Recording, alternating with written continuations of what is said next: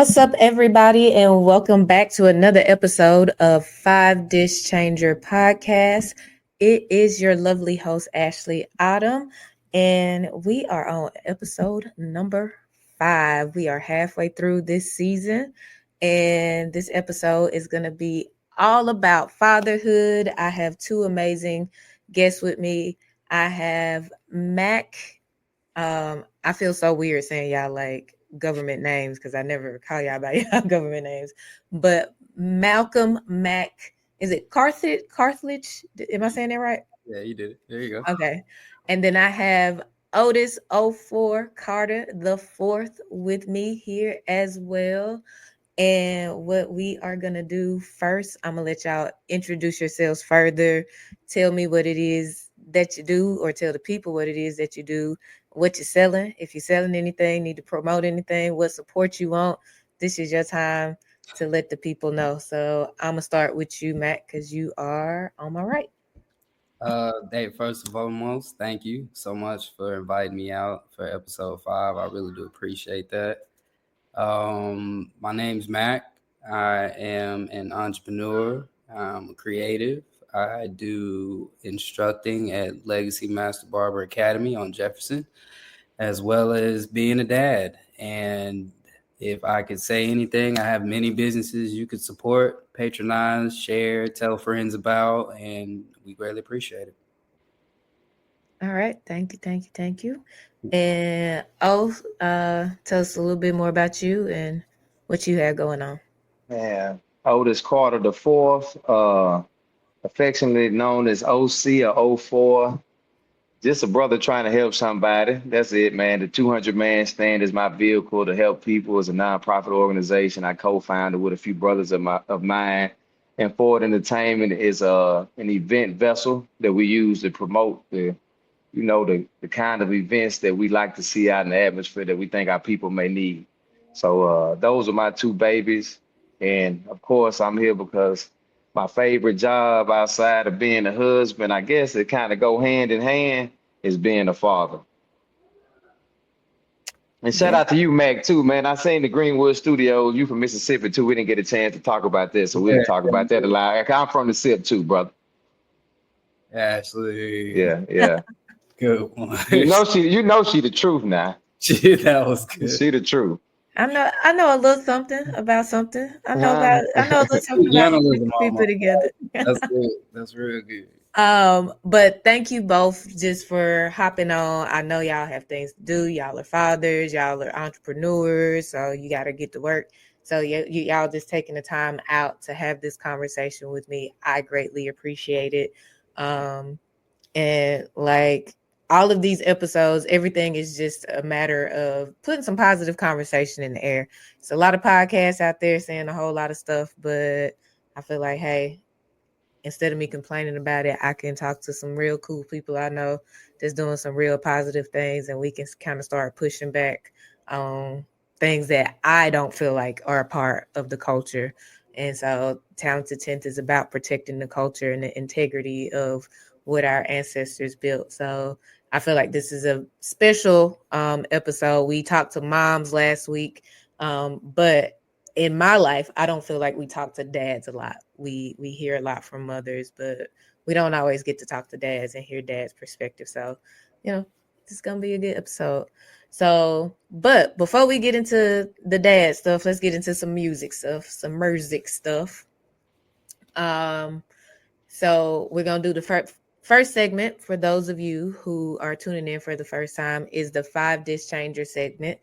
And before they were dads, they were people.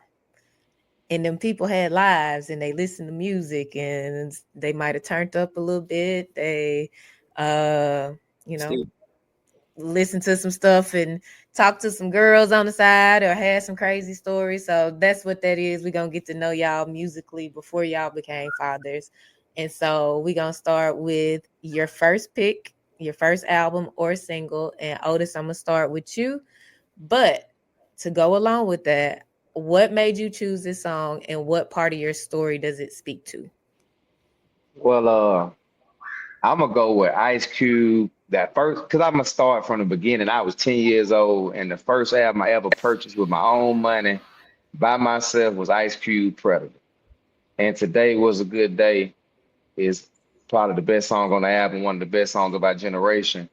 And that just spoke by it's to this day, it still rings true. So Today Was a Good Day was the first song, and Ice Cube was probably the first artist that I embraced, you know, far as like that's me, like the identity, even me being an activist and involving myself in activism now, I didn't know the correlation of how it would influence me back then, but seeing his growth and my growth has been kind of parallel.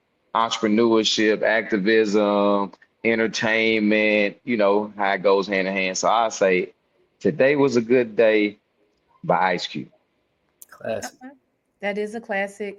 I love that music video because I love the Oh yeah. way it tells the story. Like the song is such a visual song. Like even if you just kind of close your eyes, you can kind of visualize a good day, even if you're not from Yeah. LA.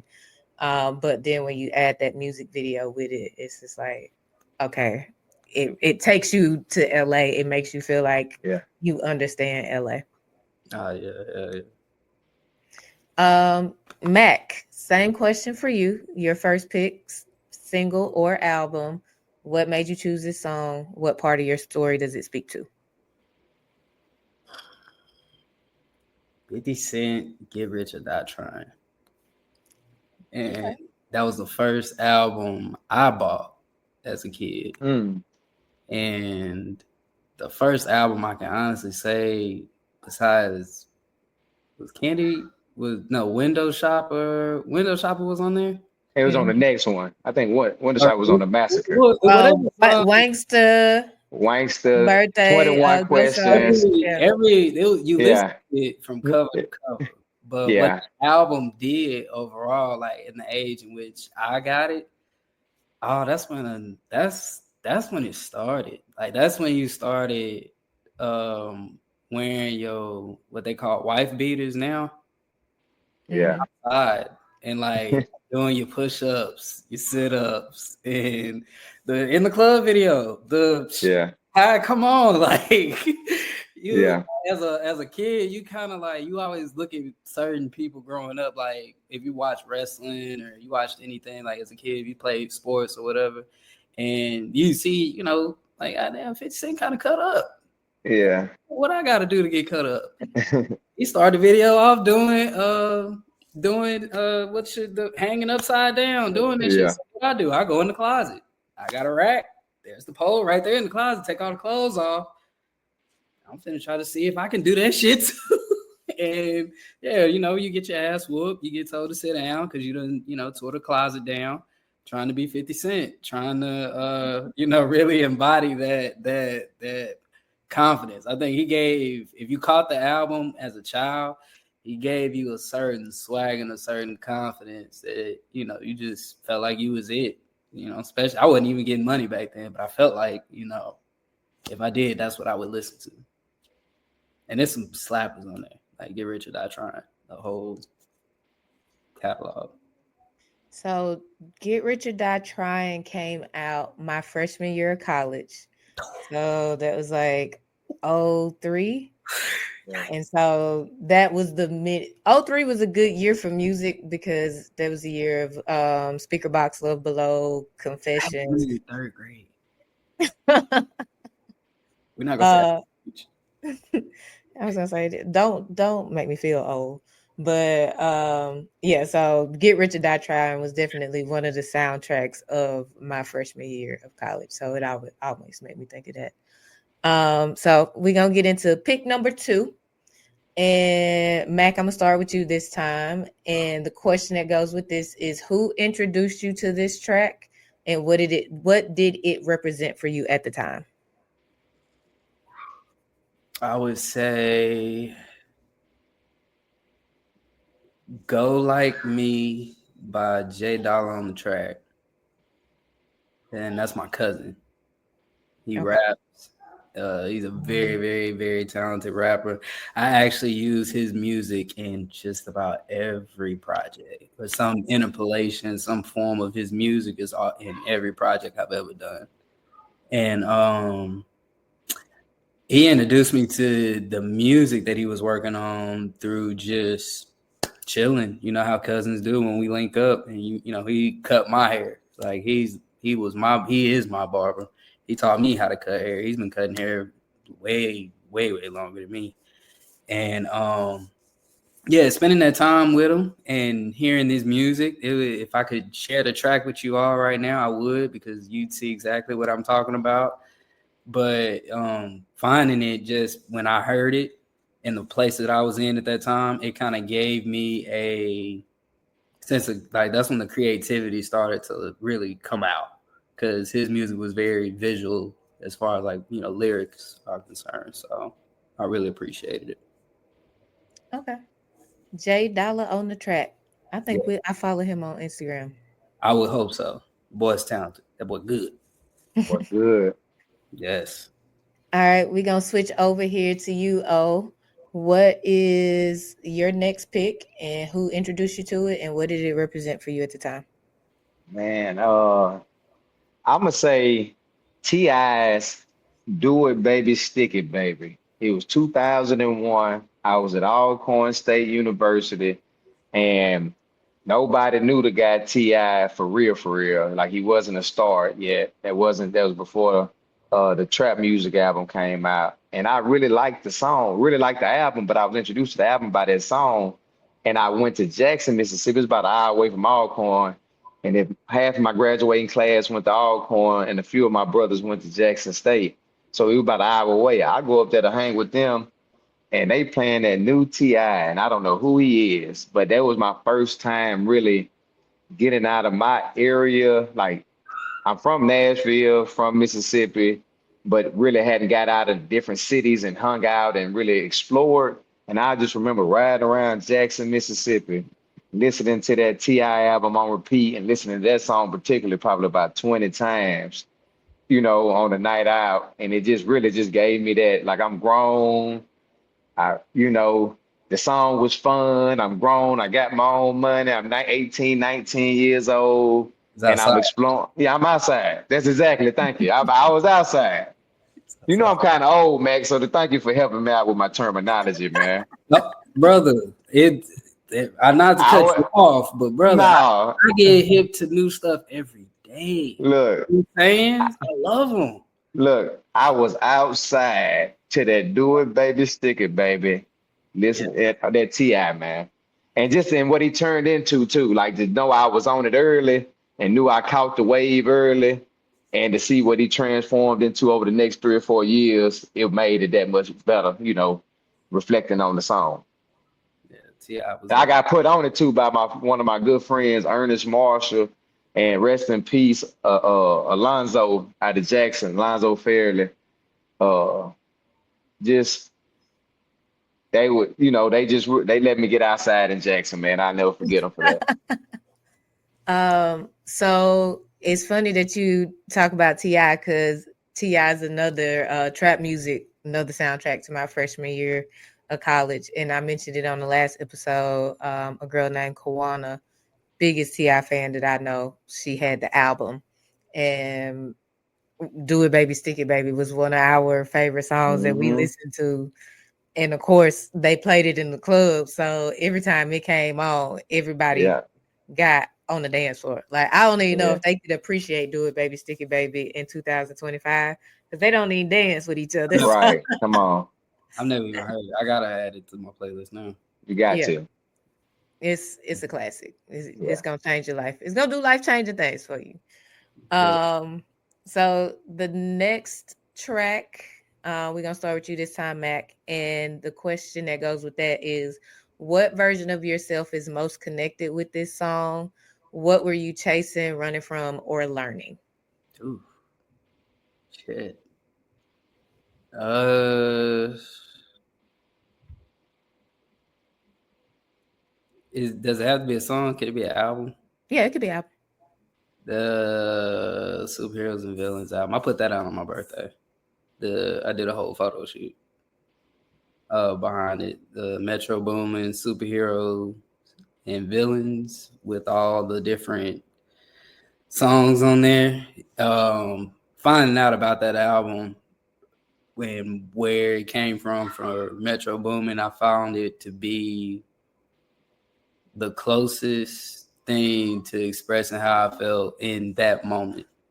You know, despite what the music itself was really saying, the whole overall body of work was just portraying how you can be two different things, and you know, in the same breath you have to coincide, and you know, sometimes you got to choose which side you want to be on. And that's probably the only reason why I resonated to it. And I stumbled across it randomly during a workout, and went to the album, heard one song from it, started going through it. I'm like, like there's a lot of slappers on this album. And I like one particular verse where Takeoff, on one song, Feel the Fire, Takeoff is rapping that alphabet.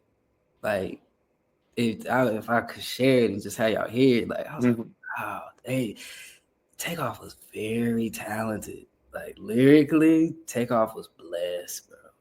Blessed. Like, you can tell his influence in music now, because his pattern, his cadence, and things like that, you can see it.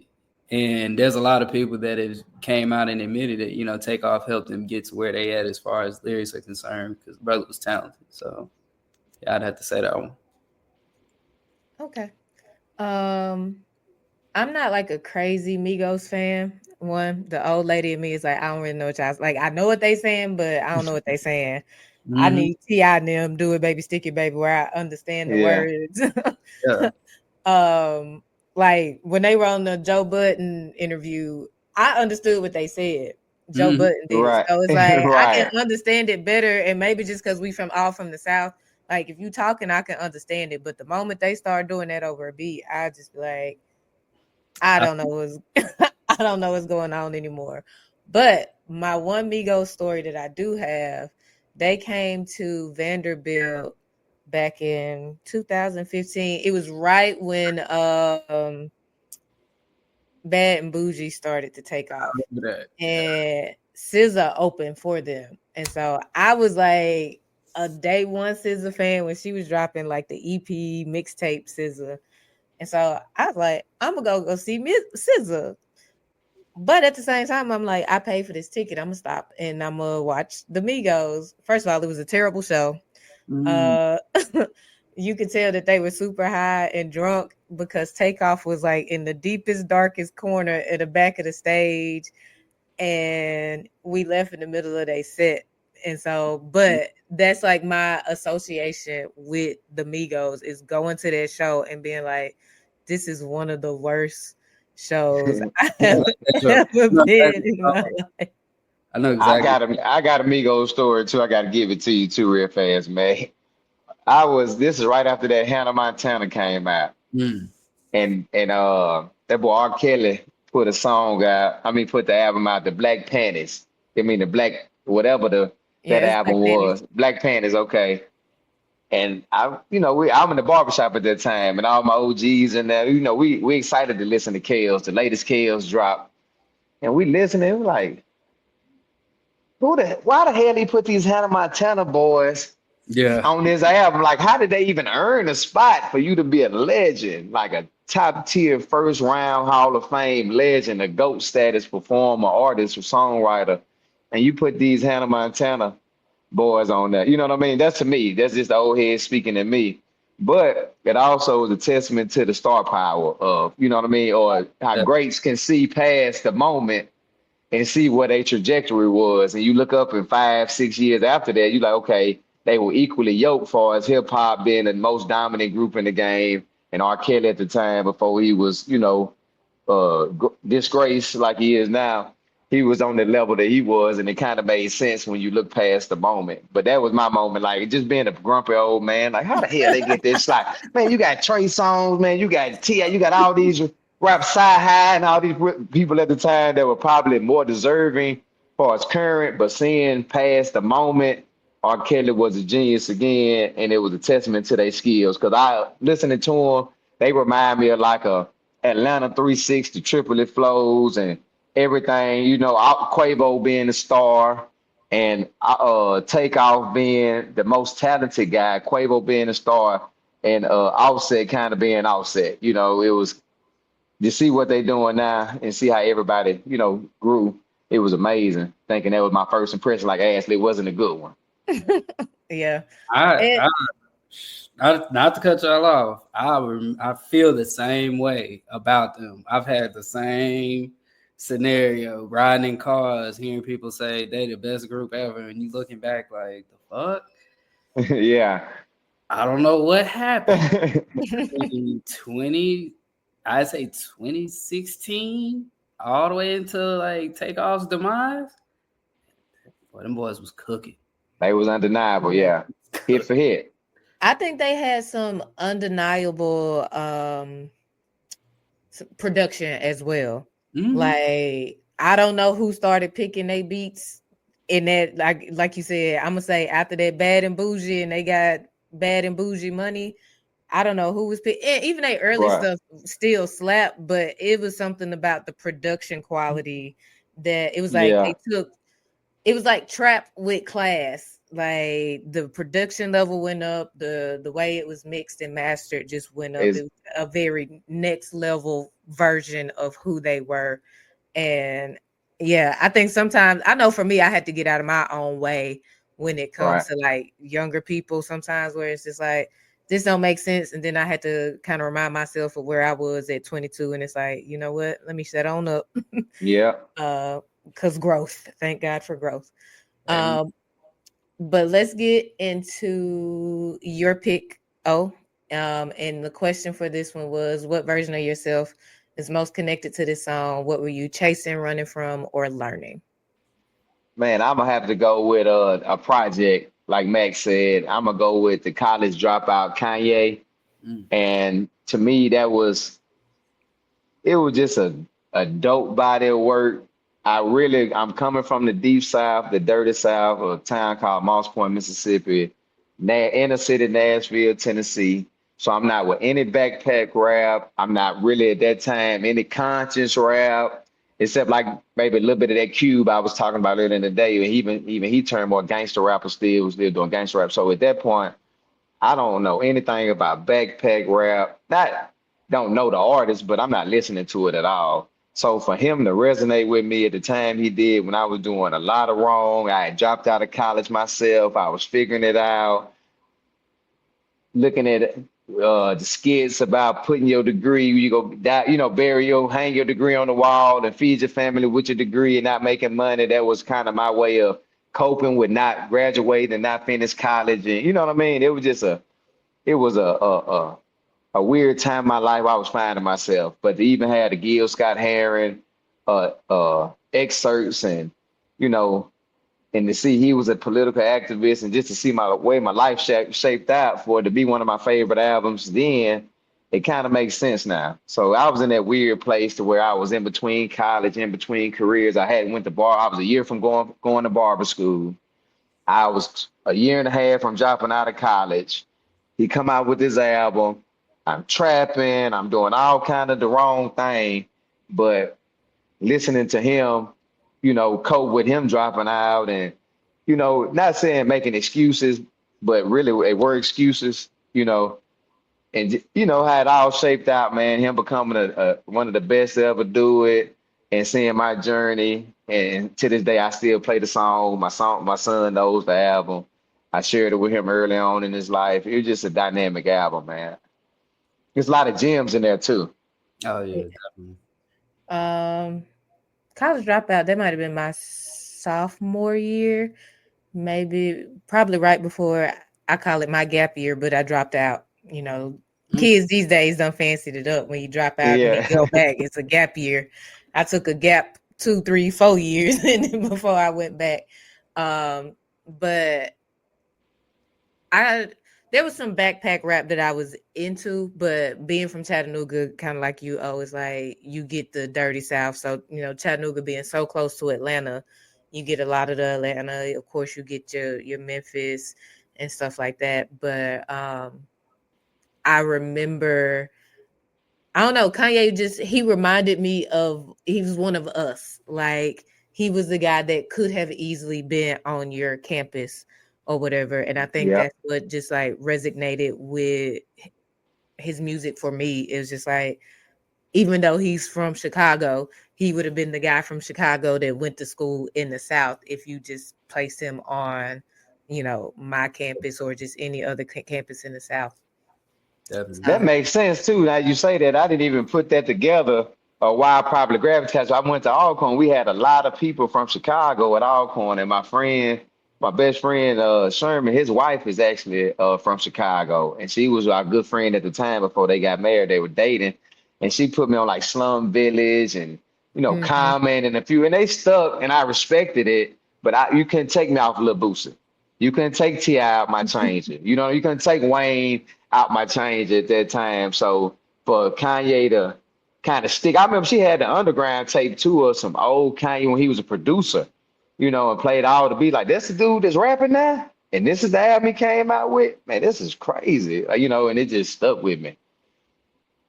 Yeah. Definitely.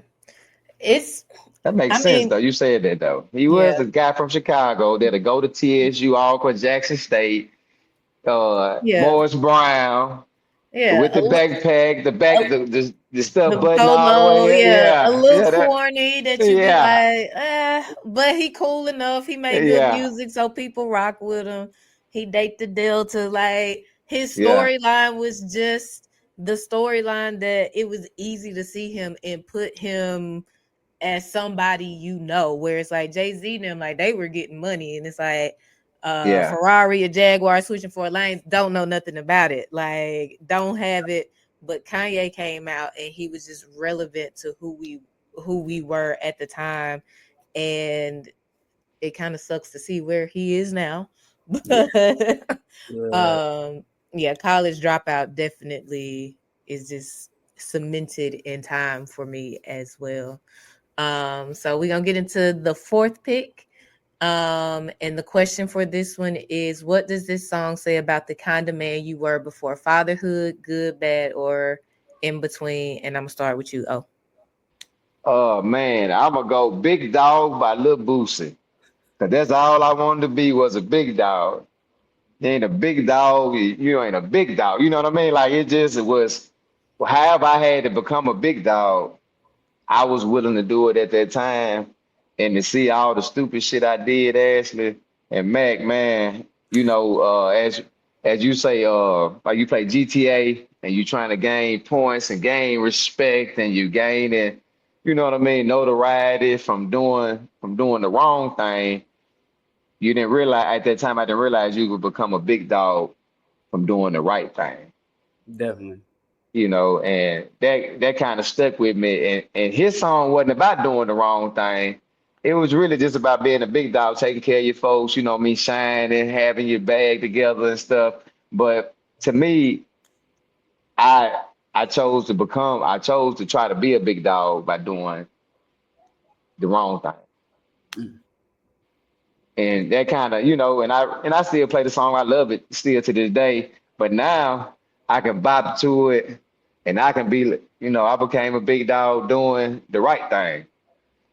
And I want the young, telling my son that, telling people, the young brothers around me that, like, man, you don't have to get your respect from doing stupid shit. You can get your respect and get, what I mean, and become who you are, walk your journey. And it could be a journey of positivity and radiating life instead of death, freedom instead of incarceration. Nah, that's real, bro. yeah, I Yeah. like that. You put a spin on Big Dog. Yeah, nah, Oh, that's real. I listened to that this morning. So Oh man. yeah. I so say it for me, it speaks to who I was before.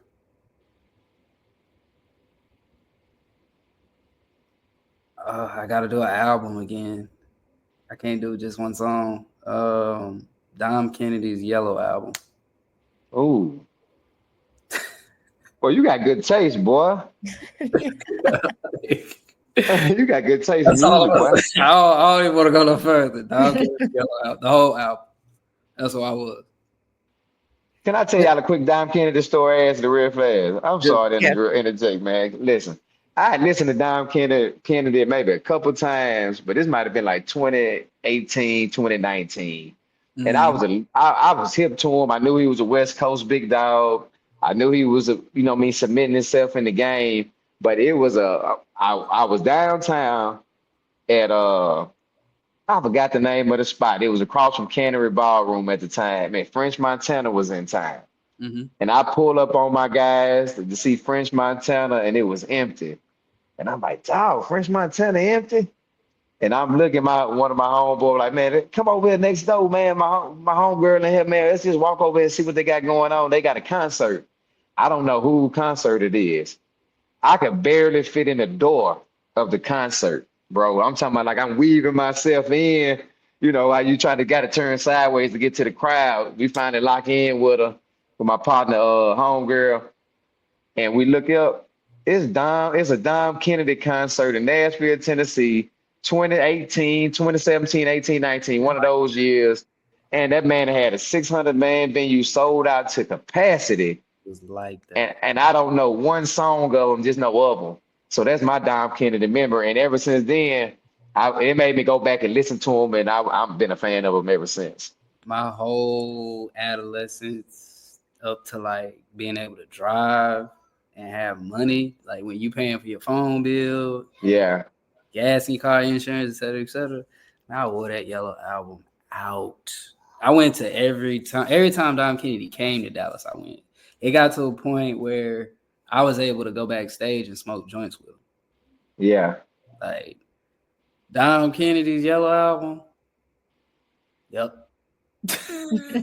That's me before I had Mason. Yeah. Through and through. Okay, so we're gonna get into number 5. And the question that goes with this one is, would this song still hit the same today, or would you hear it differently now that you're a dad? And Mac, you're already on the screen, so we're gonna start with you. So and it could be an album, song or album. Would it still hit today, or do you hear it differently now that you're a dad? Oh, that's the Universal song. The crying. I guess so. Oh, next. Yeah, everybody, like when you as a kid hearing that, man, it's talking about, becoming a wreck while dancing. Yeah. It doesn't like next, Too Close. Too Close. Yeah. The song Too Close. I get older and realize what they're talking about, like as you jamming and like you listening to it. I'm like, that's the whole song is like that. And apparently there's plenty of songs like that. Like you be young, you hear them, you ain't thinking much about it, you just sing it. Get older, find out the lyrics and what they really mean. There's a lot of songs I'm hearing from back in the day that I'm just today years old. Like that's what they was talking about the whole time. And I'm not the only one that was caught off guard by that Too Close song either. Like, yeah. So nah. Here's my Too Close tale. Yeah. So my family is huge in karaoke, like love karaoke. So we always do karaoke. So me and my god sister, we decide, and this was before like digital karaoke. So my mama would go and buy all of these karaoke CDs. So she bought this new karaoke CD, and Next Too Close was one of the songs that was on there. So we was like, oh snap, we gonna do Next Too Close. So we cut it on. Of course, the intro come and we start out singing with it, and we were like, baby, when you're grinding, I get so excited. And then it's like, the more the song went on, we got slower and slower because we could see the lyrics on the screen, and we was in there with my mama. And so we ended up like cutting it off real fast. So I didn't know what they were saying either. And that was like, might have been like 2001. Mm-hmm. And we was doing karaoke with my mama, and we started singing Next Too Close. And then it was like, oh, wait a minute. I thought you were just talking about dancing. Nope. Yeah. Not at all. We're gonna move over to you. Your 5th pick, and does the song still hit for you today, or do you listen to it differently now that you are a father? Man, I was I'm trying to think of the artist. Was it Aaliyah? Age ain't nothing but a number. Yeah. Yeah, that's terrible. That age terribly. I must say that age terribly ass and Mac, man. Like a So I banana. can't it's like a banana, man. So that song there, like it's anything when you talking about age and disparity of age and all those songs, it was an era in the 90s to where it wasn't that shunned upon like it is now, like it's Hmm. supposed to, like rightfully Yeah. so, it should be. But Hmm. Mm. anything, any of those songs, especially the age ain't nothing but a number, it's like, nah, I'm straight on that. I probably ain't listened to it in at least 5 to 10 years, at least. And if I did, it was by accident. Skip. Yeah, Yeah. yeah, yeah. Like even her being a young lady, even singing about it, you could tell she didn't write it. So Oh even yeah. the predatory or the grooming that took place behind the scenes to have her writing those kind of songs and singing those kind of songs was weird as hell. So yeah, anything like that with those age gaps and stuff.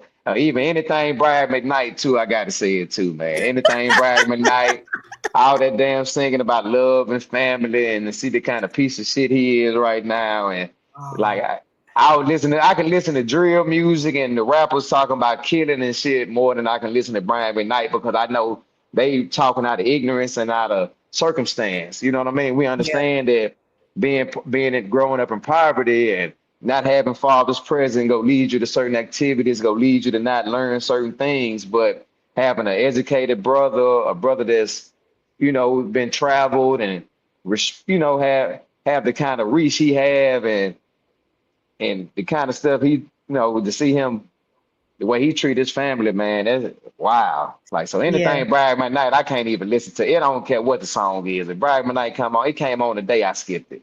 mm. Yeah, Brian McKnight hurt my heart because he was one of my favorite. Like, he just writes such beautiful music, and I'm with you. Like, I'm a big energy person. So the moment that it's like, it's either something about you or you expose yourself, I just can't do it. And going back to Age Ain't Nothing but a Number, the song, that is a crazy song, but it's another song that's crazy to me, and it's Key Sweat, Right in the Wrong Way to Love Somebody, when he start off Mm, with Mm. "You may be young, but you're ready." Sir, Mm. yeah, what are you talking about? Like, y'all sound Mm. crazy, crazy. Almost forgot about that. insane. And it's like, and I was gonna say, and they put it on radio, but them people, as we can tell with the Epstein stuff, Yeah. it's all connected. So Oh, they were just And mm. we don't with own it. no radio stations. You know what Right. I mean? And we don't. And so it's so crazy, like you said, that a lot of that stuff was just in our face the way it was, and it was just normalized for a very, very long time. But I'm glad you brought all of that up because that helps us segue into our next segment, cultural conversation. And we talking about fatherhood in real life. In this section, I'm not necessarily gonna call on one of y'all, so y'all just kind of jump in, chime in where you see fit, where you want to answer, and y'all can piggyback off each other. But how has becoming a dad changed the way you listen to music or the kind of music you need? Mm. I jump in there, man, because I don't know how old your child is, but my son is 13 and Mm. he's a band guy. He's a musician like myself and my dad. So we listen to a lot of music together. So the way I listen to music, even him being 13, having his own Apple Music, we have parental controls. So I start there. So even just all of the profanity, the senseless profanity, and some of the senseless language and the sexual over the sexualization of some of these lyrics and stuff, we cut that out. You know what I mean? I want him to be a child for as long as he can. So a lot of things I do, I slowly expose him to him, but he gets a lot of conversation with the music. So I don't really change what I listen to because I'm an adult and I can compartmentalize the music, but I want to make sure he's not listening to it at the same age I was, so where the prefrontal cortex is not developed, and he's taking all this stuff literally, and what I mean, listening to it, and it's like we listened to it, it was law. Some of Yeah. that music we were listening to at 19, 20, 18, 19, 20, 21, 22, 23, 20. It was law to us. They said it, then we said it. They did it, we did it. When Jay-Z said, take off your jerseys, like, bro, I'm a sports fan. Man, all of us took off our jerseys. We were 20, 21 years old. You know, I'm paying rent at my apartment in college, and I'm listening to what Jay-Z said about not wearing throwback jerseys. You know, so I want to make sure he's not influenced by that. So we put the parental controls on his music, and when I'm in front of him, we listen to more than just hip hop and R&B. I'm a jazz aficionado. I listen to classical music all the time, often. So he listens to it often. Not only do he because he performs it. So if you perform it, son, you got to listen to it. You perform, you're in a jazz band, you got to listen to jazz. So now he just literally, as we got out the car, I was running late for our sound check and setup. We was getting out the car and he was showing me his playlist of his last listened to songs, like his most listened to songs, and it was uh Funkadelics, it was Tupac, it was, you know what I mean? It was like, damn, bro, you made me proud, son. Like you really, and like that's the stuff he listened to is on his own when he's taking a shower, when he's getting ready for school in the morning. It's like it's whatever I'm doing, it must be working. And just having, you know, we just making sure you don't fall into the trap because we know we're not the only influence in our kids' life. You know, I'm his dad, probably his biggest influence, but I'm not his only influence. So I can't make believe, I can't act like the music is not going to affect him at some point. So it just makes me be very conscious of the lyrics. He know I don't listen to drill music, so guess what? He don't like drill music. He don't like people talking about killing. I tell him like, son, we really want to listen to a black man talking about killing another black man, and you a black man, and your son gonna be a black man, and so he thinks about that at his age now for the last couple of years. And when it's something that comes on, it's we like, you know, even when we loosen it up sometime, and it's just me and him, and we loose and we forget the parental controls on and whatever, we headed somewhere. He'll be the one to call my attention to it sometime. Hey, Dad, hey, can you skip that? Oh yeah, you're right, boy. Let's get the hell up out of this one. Let's go on to something else. So it's you know he polices me. So whatever I did actually to police him at the beginning, he's 13 years old and he's policing me now. That's dope. Yeah, that's real dope. So for me, or you want me to? Yeah, go ahead. No, go ahead. Oh, well, brother, first of all, thank you for that little bit of advice because my child's only 6. He just turned 6. And with being a business owner, I've always maintained 2 separate controls with, you know, the music that you play in the shop and things like that. So I've always had parental controls there. And when we on the way to school, we listen to, you know, the Pandora station that's got the parental controls on it. But as soon as he's out the car, I'm over to Apple Music, slapping out to whatever, however. But I'll kid you not, his jam right now, I got a video of him hitting the have y'all seen that Kodak Black meme where he's sweating, dancing on Casanat Stream? Oh yeah. So his basic jam right now is that Justin Bieber Yukon mashup. Any that Yukon song, like if you mash it up to Nice and Slow, or you mash it up to Up, or like they've been just taking that song. It's by Justin Bieber. But that man, Mason love that damn song. And seeing his reaction to a song that he liked, that even I'm like, man, this motherfucker slap. Like lately, mashups have been slapping. Like I don't know what has gotten into some of these DJs, but they've been putting together 2 songs that I was like, who thought of that? And even I'm getting the same reaction that he'll get sometimes. Like we'll both hear something for the first time sitting here because he knows that he'll look all on my phone and it'll play out loud. And I'm like, it's riding, ain't it, son? Yeah. That's my song. I'm picking him up today from school. He want to hear a song that I was editing a video to, that I can't, you know, I don't let him hear out loud. You know, he can only hear the instrument. He heard the instrumental version. So I'm starting to pick up on the likes of like certain sounds. Like he has his own sounds that he likes. He has his own Pandora stations that he likes. But watching him dabble into hip hop and jazz and all the other stuff that he'll find me listening to, because music is such a big part of what I do as far as like creativity is concerned.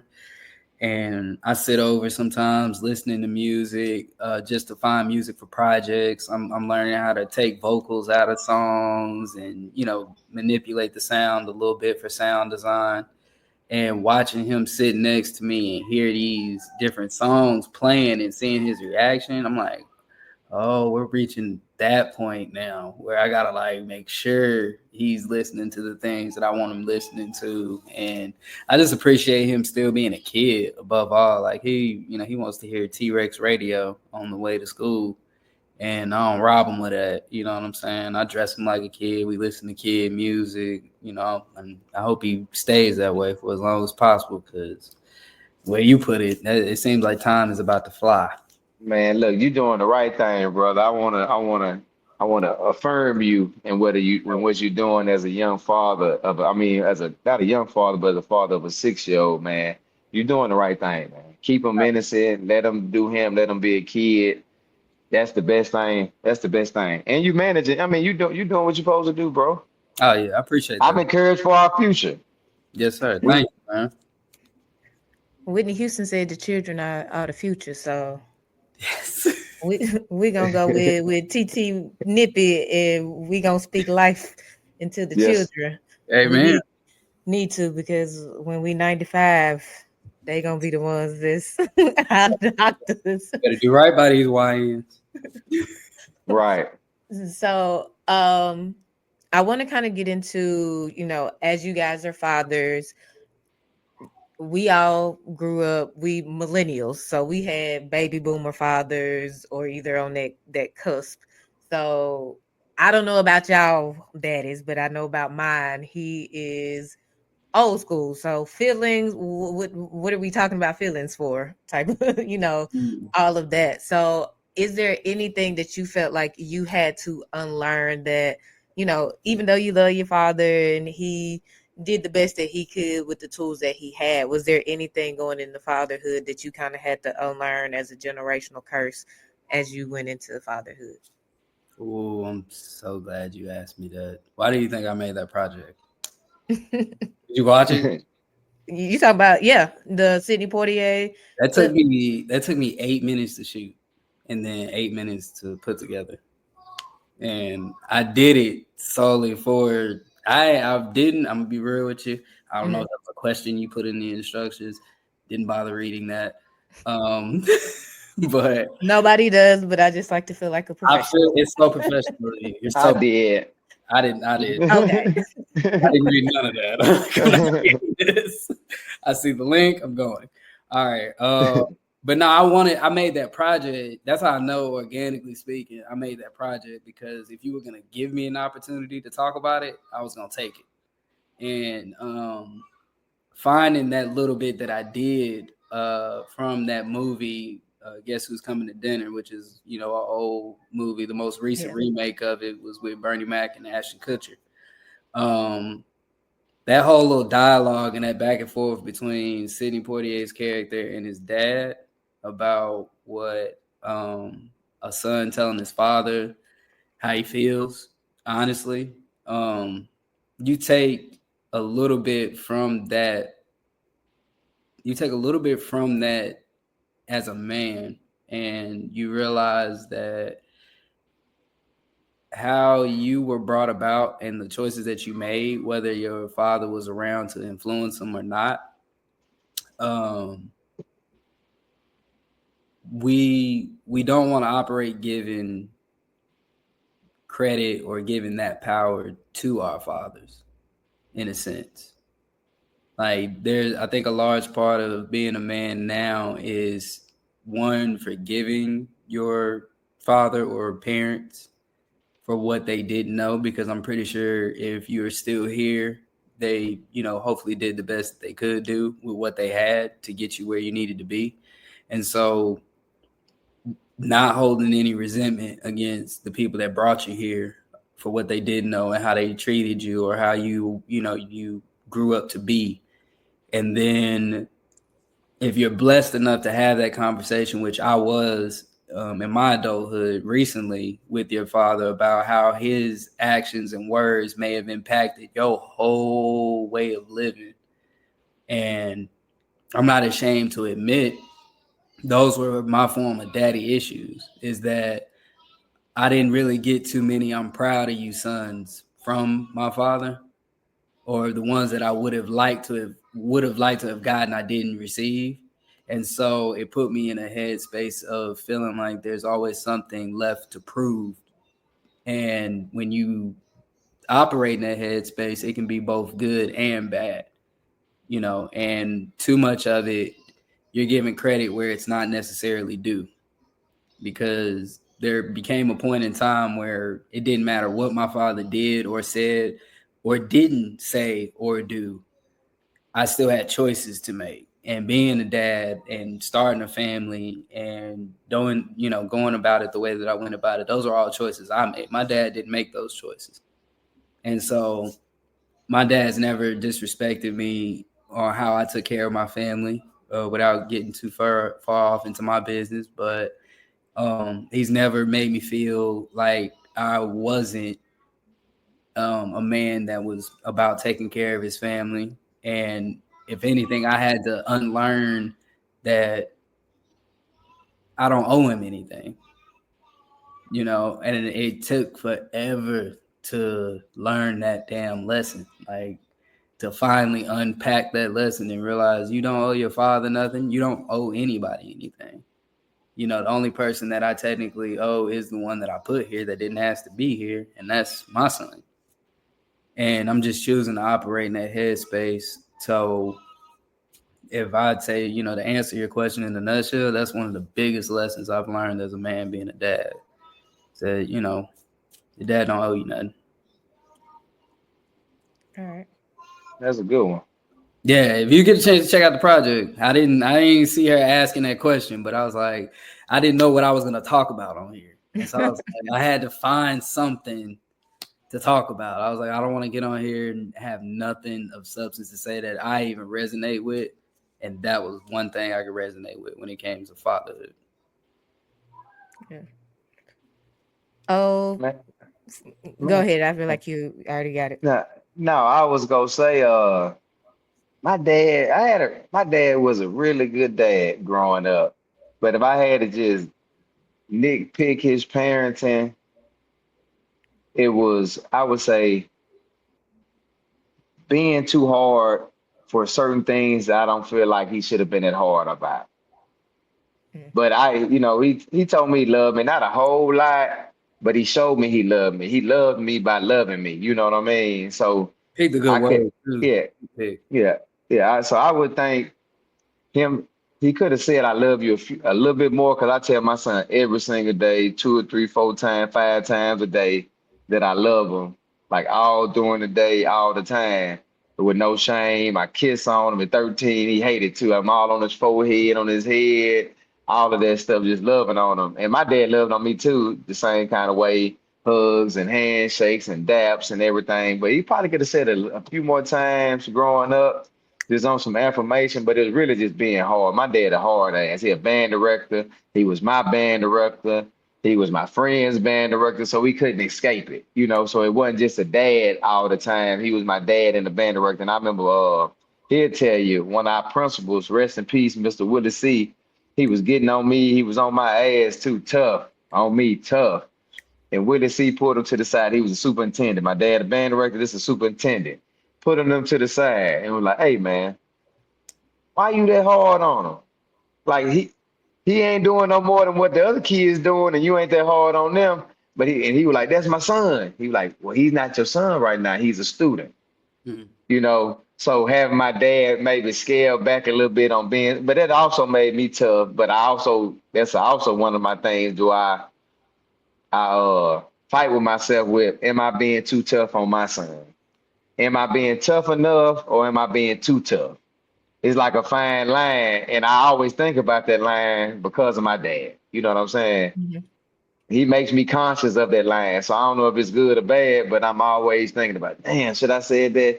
Man, I should have said more. I said too much. I fussed too long. That was a 10-minute speech. It should have been 2 minutes. So I'm Yeah. always conscious about it because of me and my dad's relationship of him being on my ass so much growing up. But he wasn't strict though, so he'll be on my ass, and I can still go to the party, still hang out late, still do what I want to do. But I gotta listen to him now. He gonna fuss me out, and he gonna be on me. But I can still have my freedom and stuff too. So Oh yeah. that's if Not to cut you off, for the record now, I wanted to be known. My dad lit. My dad was super lit. I give my dad so much credit. Like he was very hard on me too. Very, very hard. But I appreciate him so much more now that I'm an adult. Like, and I meant to tell you, like, you picked the best word, nitpick. That's all we doing at this. yeah. Because we were fortunate. Yeah, we were fortunate. We were Like, fortunate. you don't realize the difference until you actually. I didn't know the difference in men until I actually started dating. Like, oh, I was I was one of the lucky ones that had his dad in his life. Like, regardless of how stern, how many times you might have got your ass whooped, whatever, however they went about it, if you lived through it, you were one of the lucky ones. Yeah. You know what I'm saying? And I swear I appreciate him so much for being that hard on me because I get it. You know what I mean? And the word you chose with nitpicking, that's a good way to go about it because our fathers did something that a lot of fathers of their generation just didn't have the courage to do. And that's, I always say our dads are the only men on this earth that truly want to see you do better than them. It ain't too many other men that you gonna shoulders with. That like, yeah, cool with you doing better than being more successful, more handsome. I'm cool with you making more money. Yeah, I tell my son that all the time, man. Your I said, daddy's listen, the only I said, one. I want you to be smarter than me. I want your wife to look better than your mama. I want her to be smarter than your mama. I want you to have more money than me. I said, I'm gonna be the only person, and your granddaddy is the only person that you gonna feel like that about you. Man. So when I tell you something, know it's coming from the best place. And I think we have a strong enough relationship to where he understands that now. But you say that's it there. That's that one. That's that one, bro. That's that one. And I will challenge anybody. I was like, I put that on everything I love. There's not we cool. Yeah. We cool, but you're not about to sit back and be like, oh yeah, man, go ahead, make more money than me. Go ahead. Yeah, go ahead. Matter of fact, you're way more wealthier than me. I would love that for you. You're not gonna say that. You'll never say that. And you'll never might be cool, and it might be cool if it happens that way. We might be cool, like, okay, we see all these ads. Yeah, man, good for him. For a nigga, right? But we're not putting each other in a position to do it. That's probably the better language for it. Because I will be happy for a brother if he's more successful in the field than me, because we don't have to directly compete for him to be more successful. He could do my job. He could be a barber in the studio owner in LA, right? Yeah, but he could be big. Help you. What can I do for you to make you more successful than me? Whatever it is, I'll do it for you. But your dad, he gonna help you. I swear. Be better than him. So yeah, that's a great one, man. I'm glad you said that too. And I wish most sons, when they take advice from their dad, would look at it through that lens. Like, man, do you really understand that he's really rooting for you? And me and my dad best friends now too. Like, he just went on my man, one of my guys went on the trip. My dad like, can we go? And my homeboy, before I could even ask my homeboy like, hell yeah, Paul can go. Let's go. Like, my dad's 72. He was with us 71. We 42. He's 71. And we were like, let's go. We going to New York together, hanging out.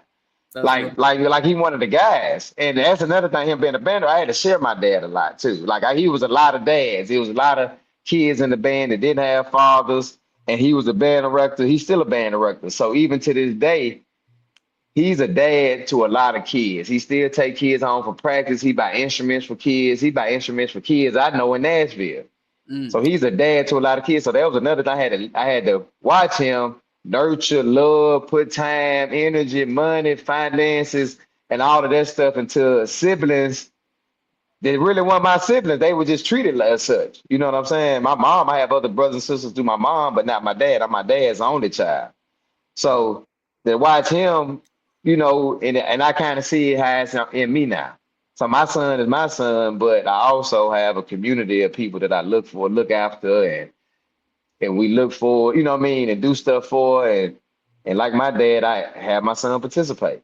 And I think that's kind of that grew into the Ice Cube, into the Kanye, into my dad, and I look at all these influences until now. It all makes sense. Everything we didn't discuss on this podcast makes sense into why my character is the way it is. You know what I mean? To why I'm the person I am today. It brings it full circle. Yeah. Amen. So, what would you guys say was the biggest surprise about being a dad that nobody told y'all? This shit fun, man. You know, I didn't know it was gonna be that fun. Like I'm looking at my dad and I think about all the hard work and all. Because it's a lot of hard work, especially a man raising boys. A man raising any child gonna be hard, but you looking at a reflection of yourself as a man, and you know what the world gonna give him. I'm not a woman. I don't know what the world deals women on a day-to-day basis. I don't know what it feels like to get hit on every time I go somewhere. I don't feel like to be disrespected, being grabbed on when I walk through the club. So I can't teach him how to be a woman. You know, I wouldn't have that empathy or that, you know, that experience of being a woman. But as a man, I can tell him how the police are go treat him. I can tell him how women might see him and treat him. But through all the seriousness, this shit is really, really fun. To see him become the man he is and to see him win and triumph and overcome adversity, to see him get shit right and fulfill his dreams and stuff and take him places and see him amazed at things. It's just so amazing. This shit being a dad is fun as hell, man. And I wasn't expecting it to be as fun as it is. This shit is fun. I couldn't have said it any better. It's a lot of fun. It's fun, man. Especially if you're a hustler. Like if you got something going on that you appreciate just as much, then yeah, I couldn't have said it any better. It's fun. We just did Starlito and Don Tripp, the Step Brothers in Mobile, and to get to FaceTime my son doing sound check. Hey man, check him out. You know what I mean? He didn't met Starlito. They know each other. He knows Don Tripp, listen to all their music. So to FaceTime him and sound check and him have a relationship with some of these people and be like, damn, that's the first person I'm thinking about. I didn't think to FaceTime my dad. I didn't think to FaceTime some of my homeboys. I'm like, shit, let me call my boy. Let me call my son and show him what dad got going on. Let me show him how we finna rock tonight. What's going on tonight? And this shit is amazing. I'll tell you another thing. The moments, like you mentioned, I was working out with my son. That's been lately my thing. Is obviously he's not lifting, but it's, you know, no tablet, just sit here and watch. And I'm trying to do my deadlift thing. I told him I put quite maybe about 200 some odd pounds on there, and I'm telling him, like, son, I don't know if I'm gonna be able to get this one. And so I'm getting down in position to try it, and he started slapping me across the face. Not hard, but I was just like, who told you to do that? And it's like, well, Dad, you gotta focus. And I'm just like, you know what? You're right. And so I let him have it. I was like, all right, give me a few more. He just kept hitting me.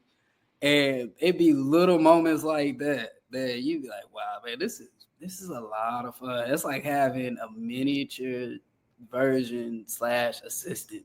Like, yeah, everywhere you go. I have him do everything I don't want to do. Like, man, laundry, sort them socks. Throw this away. Pick this up. And oh man, just seeing it, like seeing his frustration, seeing him pout around, and just seeing him grow, develop, get smarter. And man, he took the words right out of my mouth. I did not know it was gonna be this fun. It's hard, but it's fun. It's hard, but it's fun. Hey, Mac, you took me to a point too. When you said do this and do that, I remember my dad making me carry his trumpet outside the church. I might have been about 9 or 10 years old. I might have been about 10, 11 years old. And he'd give me his horn. It like he was just understood I'm carrying his horn to the car. You know what I mean? I did it. But I finally asked him, Daddy. And I remember this to this day. Yeah. He said, I said, Dad, why I got to carry your horn for? Why I got to carry it to the car? And guess what he said, Matt? What do you say? That's what I had you for. He said, that's what I had you for. That stuck with me too. It's like, damn. You're gonna earn your And I keep get around it. here, Yeah. bro. And not literally. I didn't care. I didn't have you to be my roadie, literally. But Mhm. I had you like, you got to do something. You have to do something. You got to do something. And to Those this day, I make subtle my ways son. of teaching them that. Like I tell Mason a lot of times, oh, you can earn your keep around here. Like Sure. you're not about to just be chilling. That Dad, I'm hungry. I need to do something. Like, no, you have to do something. What have you done Yeah. for me lately? When you want toys and all that, what have you done for me? Yeah. That's what I asked. So Okay, so y'all talked about how fatherhood is fun. We're gonna kind of bring it back to music just a little bit. What is one song that you would say got you through a tough season of fatherhood?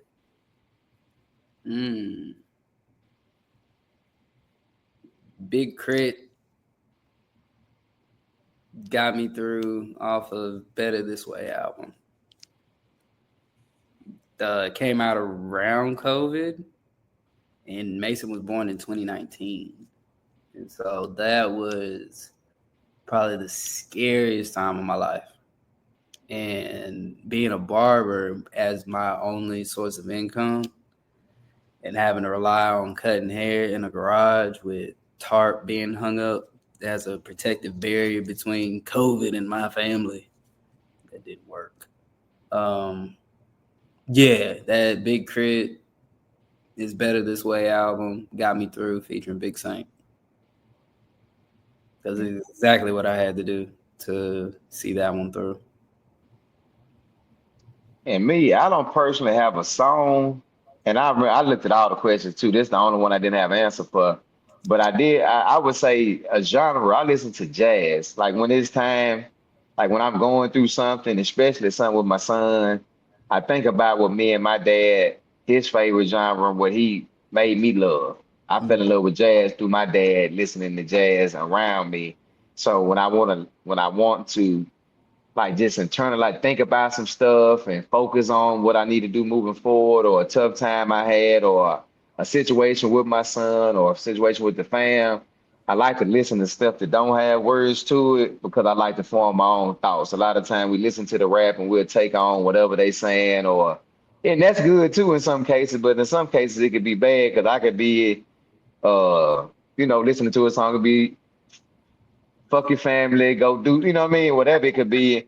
And I like to formulate my own thoughts. So when I'm going through something, so jazz is definitely the genre I lean on. And if we can even go to an artist, I would say Clifford Brown. Uh, he was the legendary trumpet player that died when he was 22. He was a virtuoso.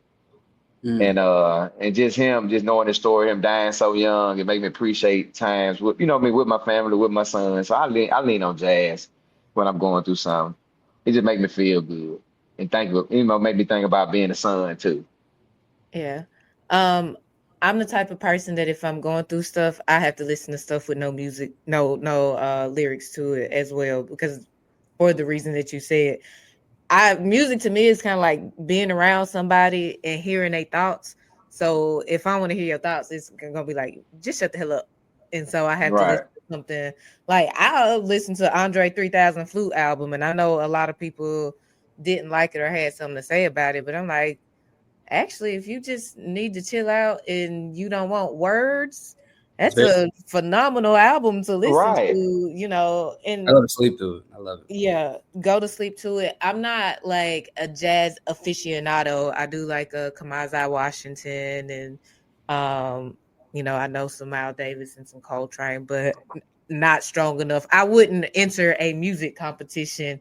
You're The right. category was jazz. I'd be like, yeah, you don't want me on this round. Um, Right. if it was Jeopardy, the whole jazz column would be left open. Yeah, intact. Yeah, Yeah. I might would do the 100 and 200 where it's like, this got to be a little softball question, but to get my money, I'm not touching the jazz category.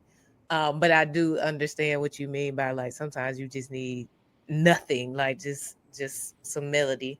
Um, and the last question in this particular section, who's an artist that reflects the kind of father you are, or the kind of father you want to be?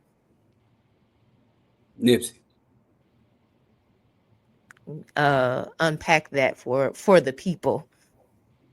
I think before he got taken away, his mentality around being a family man, period, was something that resonated with me. And just making plays that will end up, benefit in the long run while you're here is important.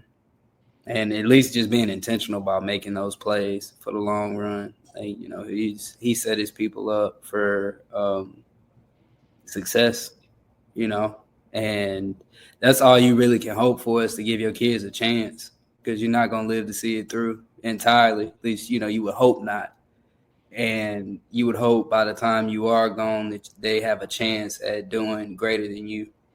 And you do that by the choices you make, the things you invest your time in, the connections you make. And I think that speaks to who I am right now. It's just trying to make plays for the long run, playing the long game.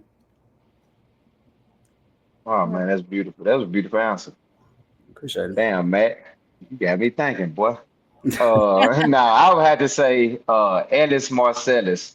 He's the father of Wynton Marsalis and Bradford Marsalis. And just to see how he was great in his own right, but to have, one thing I can say I wasn't prepared for being a father is all the resources you will exhaust for them to be great and for them to walk in their path. So for Ellis Marsalis to be a New Orleans great jazz musician, and him to produce arguably the best trumpet player ever, and Wynton Marsalis, and one of the best composers, band leaders ever, and Bradford Marsalis, saxophone guys, that's amazing. You know what I mean? And both of those would be probably considered better than him, even though he's a legend in his own right. But it's like you said, you make your son and you want him to be better than you, richer than you, more successful than you. So to see him, Ellis Marsalis, put it into action with his children, put them around the best teachers, around the best instructors, in the best environments, make sure he got the gig with the best musicians, and to see the way his sons turned out, I give a lot of props to Ellis Marsalis and his structure. Come through, Ellis. Now I will say I know Wynton Marsalis, so I feel accomplished that I And knew. it's brother Bradford too. That was the saxophone player on Jay Leno and his band. Oh, That's Bradford with the Marsalis band. That's him, the I saxophone guy. okay. I would have not known. Like if that's why I wouldn't pick Jeopardy, the Yeah, board over there, because I would have got that wrong. yeah. But I am familiar with Marsalis. So we're gonna move into the parking lot pimping segment before we get into the liner notes and wrap up. So for those of you tuning in for the first time, the parking lot pimping segment is just simply to have fun. Back in my day, as the old folks say, we used to parking lot pimp, and the party would let out, and sometimes it would be the party. You would go inside the party and it'd be dead, and you would come back outside because it might be 50 people in the parking lot just chilling. But the important part of parking lot pimping is you got to stun on everybody else. So the question is, the year is whatever year you want it to be. What song are you playing in the parking lot to stunt? It could be new, it could be old, it could be super That's old easy. school. Oh, that's easy. I'm 22 and inventing the game. Super cool, still a threat in the same. I'm Hey, bumping tip. I'm bumping tip. Any of them first three albums, put it on. It don't even matter what song. Put that tip on. He was over Wayne to me at that time. He was over Jesus to me at the time. He was lyrical enough to be respected across the globe. yeah. So if you out west up north, they gonna respect Tip, but he was still dirty south and had the funk, you know what I mean? The kind of the music side, the production side that we required to have down south. So I'm putting that Tip on. Any Tip, any album, any Tip. That's me. That's my era too of music. I agree. I'm with Tip. I feel you on Tip. Go ahead, Mac. Who you got? What you coming with? If I got a stun on you, I'm definitely cutting on Big Timers Get Your Roll On. Oh, Everybody get you roll on. Whatever side of the parking lot I'm on is gonna be so that song will turn a funeral up. Like Yeah. I'm 99% sure it'll turn a funeral up. And that song, I picked a song back when I can remember parking lot pimping. Like I would say that one. And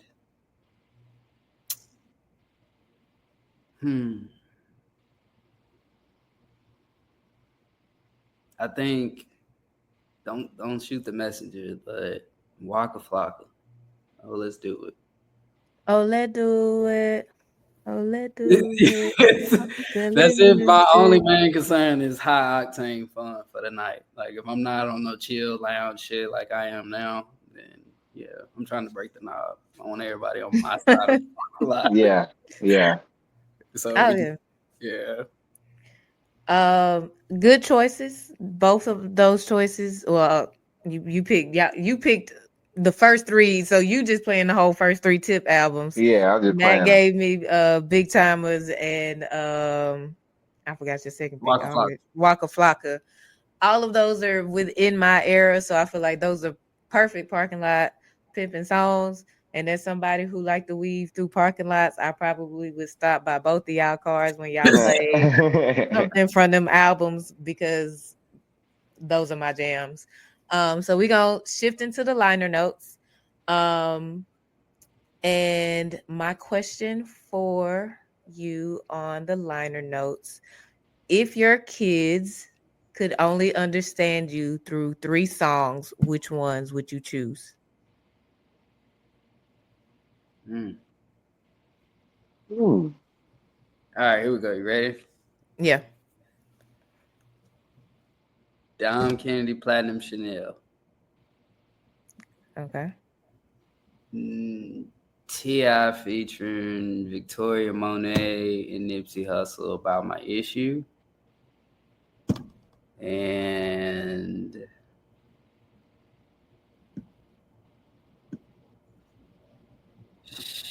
the third one, James Brown, Big Payback.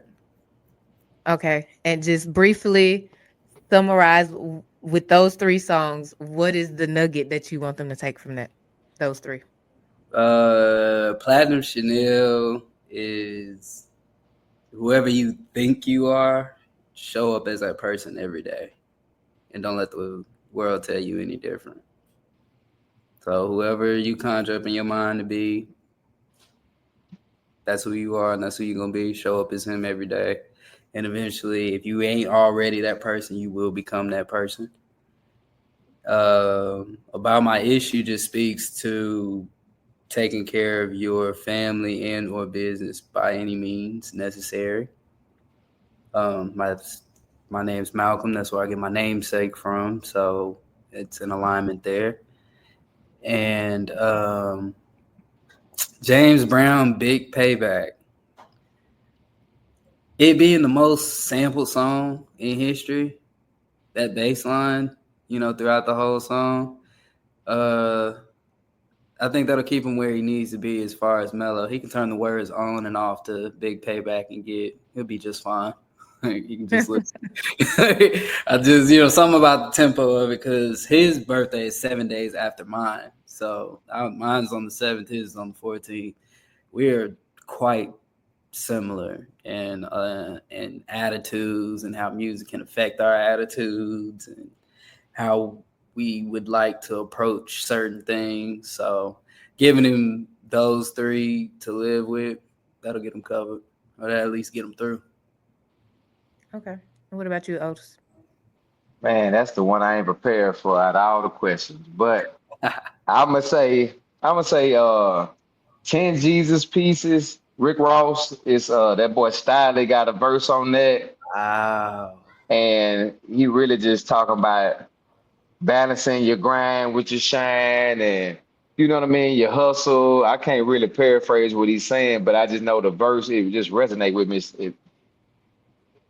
it's really about, if I had to summarize it, it's balancing your grind with your shine and not getting caught up in worldly stuff. That's basically what it's about. You know what I'm saying? The next one would be Lush Life. I forgot the artist. It's been performed a couple of times. I forgot the original artist, but it's my dad's favorite song. Mm. And he made it one of my favorite songs because of the lyrics. It talks about it's reflecting a life of doing good and having fun and treating others how you want to be treated. That's Mm. what the song is about. So when my dad put me on it, it's really not like musically, it's a great song, but if you're not into, because it's vocal jazz, so you're not into vocal jazz and a lot of the singing, jazz, lyricists, then you might not like it. But I really like the overall message of it. Mm. And the next song would probably be, if I just had to take a stab at, it would probably be one of those songs off College Dropout. Uh,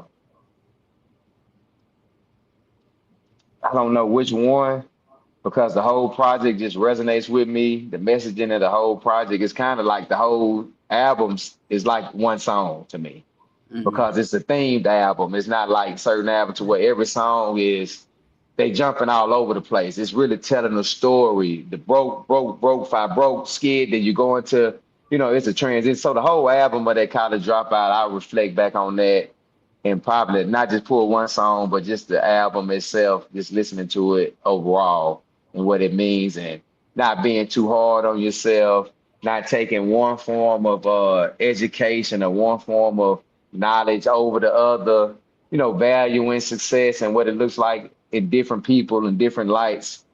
So yeah, those three would be the Lush Life, 10 Jesus Pieces, that style verse particularly, and that College Dropout album as a whole. Yeah. Eclectic. Yes, they're very eclectic. And so that is our liner notes segment. Like I said, this is something to wrap up with, a little gem to leave us on. And I feel like that's a good note to leave us on. Some nice eclectic sounds as we wrap the show. Again, I want to thank y'all for y'all's time and just for the conversation. Y'all made this easy. I don't even feel like I had to do a whole lot of work. Like, y'all said fatherhood was fun, and I can tell just by the conversation and the way that y'all talk about y'all's kids and things like that. So again, I appreciate y'all for taking time out, coming from band practice and having to come in and get on here and chat with me. So thank you to everybody who tuned in, whether you tuned in live or if you're listening the next day. Thank you, thank you, thank you. This will be streaming at midnight on all podcast platforms. I'm so programmed for music. I always want to say all music streaming platforms. But Spotify, Apple Music, anywhere that you like to listen to your podcast, that's where we'll be. Again, I have Otis Carter the fourth, aka O4, and Malcolm Carthledge, aka Mac. My personal shooter. I just want people to know that I let them borrow you when you work on other projects, but you my personal shooter.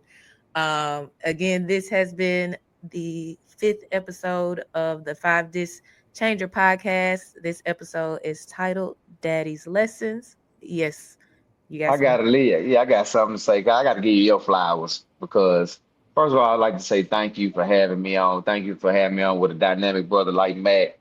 Your perspective is so dope. I really like everything. As I'm telling you, I love what you're doing. I love the way you Miss. unpack things, not just this podcast. Your view on life is just so dope. And I disagree with you a lot too. You know that, because me and you get Yeah. on and we debate, but I Yeah. value your opinion. Whether I agree with it, I value it because it's necessary. And I remember us on a post and somebody said, "Girl, you are so necessary." And I remember co-signing that, because you got to have women like you in this world that bring light, breathe life into people, hold people accountable, give you different perspectives, challenge thoughts and everything like that. So I Amen. just want people to know I value your opinion. I value your platform. I'm happy to be here today, and I hope you continue to grow and become, and get everything you trying to get in life, girl. I promise you deserve it. Thank you. That means the I world second coming from that. y'all. Second. I'm gonna let you in on a secret, Otis. Sometimes on them posts, I might just be debating for the sake of debating. So we might be disagreeing about something that I don't even agree with.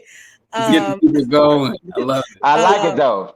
I I like it. like to think that I try to see things from different perspectives. So even if it's not my personal like truth, where it's like I agree with this, I try to see everything where it's like, okay, I see a 6, but you may see a 9. And so when people do challenge things, Yeah. sometimes it's like, okay, now that even just from this episode, I feel like people can say something about fathers, and it's like, all right, well, now I know how to push up against their perspective Mm-hmm. just from listening to you guys talk and letting us in your world as fathers. Because like I said, fatherhood is not a topic that, especially in the Black community, that we see in the forefront. And I want to be respectful of y'all time, because there's a lot more that I could even unpack there, getting into Coach Prime and how Black fathers Come are on. not in the forefront. But Come on now. again, I just want to respect y'all time, and I keep y'all here all day. So I wanted to put a spotlight on that. I just saw a statistic. It wasn't a true statistic, but the guy was trying to paint the narrative that only 20% of fathers are in Black household. And of course, that is grossly misrepresented. And of course, it was a MAGA person who said it. But just this, I saw that earlier today, and I was like, okay, this episode is necessary, because how do we challenge this without challenging it? So that's just a little secret. Sometimes I don't necessarily be agreeing with what I be saying, but it sharpens my debate Yeah. skills, Yeah. and it challenges people to, in my opinion, to think of things Yeah. in different ways. But um again, thank y'all. Thank you for giving me my flowers and pouring into me. I need those at times. But again, this has been another episode of Five Dish Changer Podcast. We're gonna play this outro music, and I'm gonna wrap with y'all backstage. Once we get up out of here. If I go, here it is. Hey, no, dog.